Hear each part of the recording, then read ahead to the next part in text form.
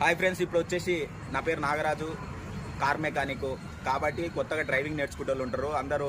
రప్ప పోయి బండి తీయడం కానీ, క్లచ్ సడన్గా వదిలిపెట్టడం కానీ, ముందర ఏదైనా ఉంటే రప్పున తీయడం వల్ల సడన్ పికప్ వచ్చేసి గుద్దుతుంటారు అనమాట. బండి వచ్చేసి నార్మల్గా మీకు డ్రైవింగ్ అనేది ఎట్లా చేయాలి, మెయిన్గా క్లచ్ మూమెంట్ స్లోగా తీసుకోండి, ఎక్సలేటర్ నార్మల్ ఇవ్వండి. ఒకటేసారి మీరు క్లచ్ మూమెంట్ తీయకుండా ఎక్సలేటర్ ఇచ్చినట్టయితే క్లచ్ పెట్లు దొబ్బుతాయి.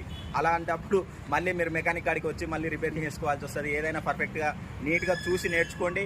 ఇంకోటి ఏంటంటే మెకానిక్ని కూడా కలిసి ఫస్ట్ బండి చెక్ చేసుకోండి, బ్రేకులు ఎలా ఉన్నాయి, కూలెంట్ ఉందా అన్ని చెక్ చేసుకున్న తర్వాత మీ కార్ తీసుకోండి, మీరు నడుపుకొని ట్రై చేయండి. ఇంకోటి ఏంటంటే మెయిన్గా మీరు డ్రైవింగ్ నేర్చుకునేటప్పుడు క్లచ్ మూమెంట్ చూసుకోండి. సడన్గా క్లచ్ వదిలిపెట్టారంటే సడన్ పికప్ వస్తుంది. సడన్ పికప్ రావడం వల్ల ముందర ఎవరున్నా గుద్దడానికి అవకాశం ఉంది. కాబట్టి మీరు సీరియస్గా చూసి నేర్చుకోండి, ఓకేనా? ఏదైనా తప్పు ఉంటే చెప్పండి, ఓకే? కింద కామెంట్లో ఏమన్నా డౌట్స్ వస్తే మీరు చెప్పండి. కొత్తగా మన యూట్యూబ్